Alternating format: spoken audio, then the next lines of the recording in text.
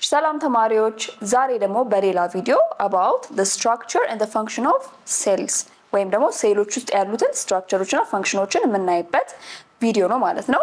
so by the end of this video ምን እናያለን? ሴሎች ውስጥ ምን አይነት ስትራክቸሮች አሉ? በዋናነት ደግሞ የተለያዩትን ስትራክቸሮች የሚይዝልን ሳይቶፕላዝም እና ውስጡ የሚገኙትን ኦርጋኔሎች እናያለን። the function of the structure of the cell ወይም ደግሞ በአጠቃላይ እነዚህ ኦርጋኔሎች ምንድነው ጥቅማቸው የሚለውን አብረን እናያለን ማለት ነው። ሶ ኦርጋኔልስ ማለት ሴሎች ውስጥ የምናገኛቸው የተለያየ ሴሉን ሴል የሚያስብሉትን ፈንክሽኖች የሚፈጽሙልን ስትራክቸሮች ናቸው። እያንዳንዳቸው ኦርጋኔሎች የየራሳቸው የሆነ ፈንክሽን እና ስትራክቸር አላቸው። ሶ ቱ ስታርት ዊዝ ማን አለ? ኒውክለስ ከሌለ አንድ ሴል ለመባል አዳጋች ነው የሚሆነው።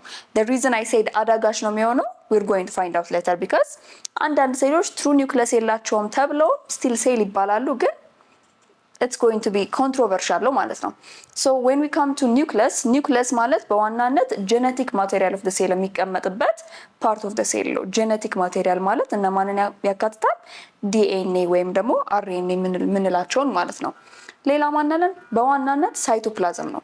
ሳይቶፕላዝም ማለት አሁን ሁሌ ስለ ሴል ስናስብ ምን አለው ብለናል? አውተር ከቨሪንግ አለው። ልክ እንደዚህ ይሄ አውተር ከቨሪንጉ ቢሆን በአጠቃላይ ይሄ ውስጥ ያለው ምን ይባላል? ኦርጋኔሎቹን በሙሉ አቅፎ የሚይዝልን ፖርሽን ሳይቶፕላዝም ነው። so it's a thick fluid filled region containing the organelles ማለት ነው። so በአጠቃላይ አሁን ለምሳሌ እዚህ ስዕል ላይ በደንብ ተገልጾልናል። ይሄ ከውጭ የሚለይልን it's our cell membrane. in the case of plants it could be a cell wall. በአጠቃላይ እነዚህን ኦርጋኔሎች የያዘው ይሄኛው the blue part is known as the cytoplasm ማለት ነው። so ደጋግሜ እንዳልኩት ሴሎች ምን አላቸው? አውተር ከቨሪንግ። የአውተር ከቨሪንግ ምን ይባላል? ሴል ሜምብሬን ወይም ደግሞ ፕላዝማ ሜምብሬን ማለት ነው። so ምንድነው ይሄ ስራው? ወደ ሴል ውስጥ የሚገቡና የሚወጡ ነገሮችን ኮንትሮል ማድረግ at the same time ደግሞ ሴሉን ፕሮቴክት ማድረግ ነው ማለት ነው። the other organelles ribosomes ናቸው። ribosomes ማለት ልክ አሁን እዚህ ጋር ባለው ካየናቸው ribosomes ማለት እዚህ ጋር የምናያቸው እነዚህ ስትራክቸሮች ribosomes ነው የሚባሉት። ክብ የሆኑ በዋናነት ስራቸው ደግሞ ፕሮቲንን ማምረት የሆኑ ኦርጋኔሎች ናቸው ማለት ነው። ሌላ mitochondria. I'm sure you have heard about mitochondria because የሆነ easy catch የሆነች phrase አለው when you talk about mitochondria. ምን የሚባል? It is the powerhouse of the cell. so mitochondria is often called the powerhouse of the cell. ለምን ቢባል mitochondria ATP የሚባለውን ኢነርጂ ሶርስ ስለሆነ ማለት ነው። the other common structure is cell wall. so cell wall, mind you, it's not found in all cells. It's most common in plant cells. so what's the difference between the cell wall and the cell membrane ካልን cell wall አንደኛ በጣም ሪጅድ ነው። ሁለተኛ ደግሞ ልክ እንደ ሴል ሜምብሬን ምን የለውም? ሊፒድ ኮንቴንት የለውም። it's highly made up of, it's just የራሱ የሆነ ስትራክቸር ያለው ሪጅድ የሚያደርገው ሴሉሎዝ ሊሆን ይችላል፣ in some cases ካይቲንም ሊሆን ይችላል። ከተለያዩ ፖሊሳካራይድ ማቴሪያልስ የሚሰራ ነው ማለት ነው። so a rigid structure ብዙ ጊዜ የት ነው የምናገኘው? plants, fungi እና ባክቴሪያ ላይ ነው። ብዙ አኒማል ሴሎች ግን they are mainly የሴላቸው outer covering it is cell membrane ማለት ነው።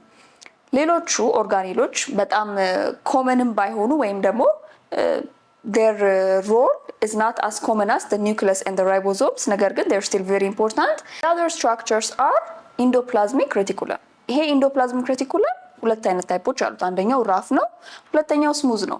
ራፍ እና ስሙዝ ተብሎ እንዲከፈል ያደረገው the only component ምንድነው? ራፎቹ ላይ we have dots of ribosomes. on the other hand ስሙዞቹ ላይ ደግሞ we do not have these dots of ribosomes ማለት ነው። በዋናነት ስራቸው ribosomes ፕሮቲንን ያመርታሉ። ስለዚህ ያንን ማጓጓዝ ነው፣ ትራንስፖርቲንግ፣ ስቶሪንግ እና of course ደግሞ ribosome ፕሮቲንን ሜክ በማድረግ ላይ ይተባበራሉ ማለት ነው። ስሙዝ ኢንዶፕላዝሚክ ሬቲኩለምስ ግን አንድ ተጨማሪ የሆነ ጥቅም አላቸው። እሱ ምንድነው? ፕሮቲንን ብቻ ሳይሆን ሊፒድንም ማምረት ይችላሉ ማለት ነው። so this is also another very good picture. በደንብ ሴልን የሚገልጽልን ፒክቸር ነው። so በኤሌክትሮን ማይክሮስኮፕ ሴልን ስናይ እያንዳንዳቸው እንደሚመስሉ ነው። አሁን ሶፋር ያየናቸው ኒውክለስ ያልነው እዚህ ጋር the genetic materialን በደንብ የሚይዝልን፣ እዚህ ውስጥ RNA እና DNA ያለው እዚህ ጋር ነው ማለት ነው። the cytoplasm የምንለው it is the fluid filled የሆነው ማትሪክስ ነው። በአጠቃላይ ኦርጋኔሎቹን ኒውክለሱንም ራይቦዞሞቹንም የሚይዝልን ማለት ነው። the smooth endoplasmic reticulum ይሄንን ይመስላሉ። the rough endoplasmic reticulums ደግሞ ያው እዚህ ጋር ላያቸው ላይ እነማን ይኖራሉ ማለት ነው? እነ ራይቦዞምስ ይኖራሉ ማለት ነው። ሶ ሌሎቹንም አብረን እናያለን። So the other is the Golgi apparatus.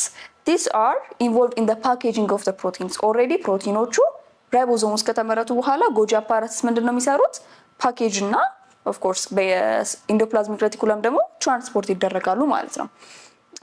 ሶ the cytoplasm fluid filled ነው ተባብለናል። ስለዚህ ይሄ fluid filled ፓርቱ ላይ ቫኪዩልስ የሚባሉ ስትራክቸሮች አሉ። they are ምንድናቸው ቫኪዩሎች?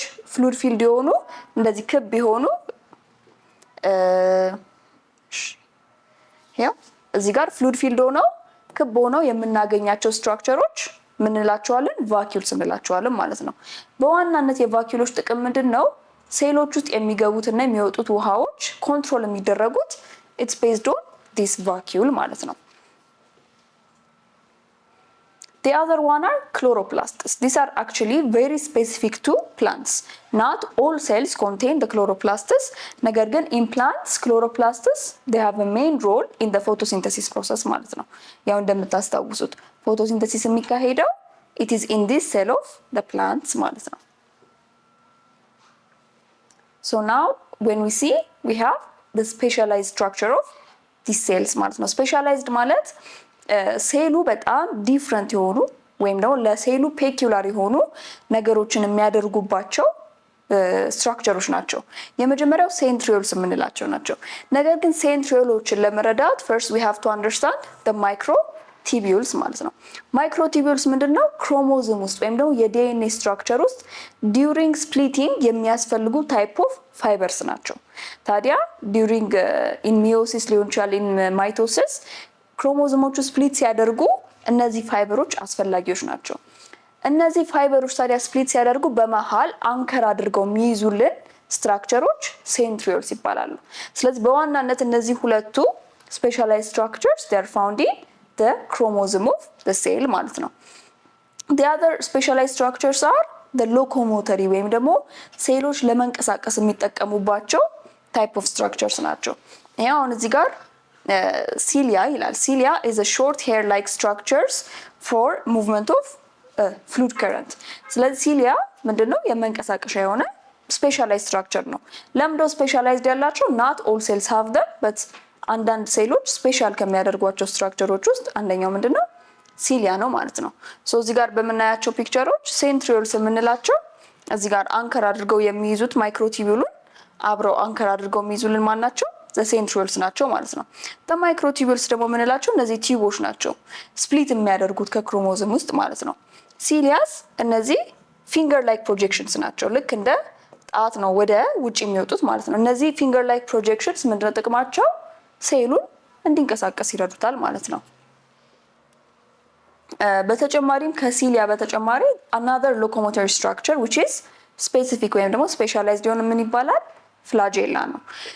the difference ምንድነው? ፍላጄላ በጣም ሎንግ ነው። ሲሊያ እንደምናየው እንደዚህ አይነት ስትራክቸር ነው። ፍላጄላ ግን አንድ ሎንግ የሆነ ልክ እንደ ጭራ ቴል ላይክ ስትራክቸር ነው ማለት ነው። so these are other specialized structures ማለት ነው። so በአጠቃላይ the structure and the function of cells የሚለው ሌሰናችን ይሄን ይመስል ነበረ። so ምንን አይተናል? የተለያዩ ኦርጋኔሎችን ከነጥቅማቸው እነ ኒውክለስ፣ እነ ሳይቶፕላዝም፣ ራይቦዞምስ፣ ኢንዶፕላዝሚክ ሬቲኩለም እነዚህን የመሳሰሉትን በመጨረሻም ደግሞ the specialized structures የምንላቸው like microtubules, centrioles, cilia እነዚህን አይተናል ማለት ነው። so በቀጣይ ቪዲዮ እስክንገናኝ ድረስ ባይ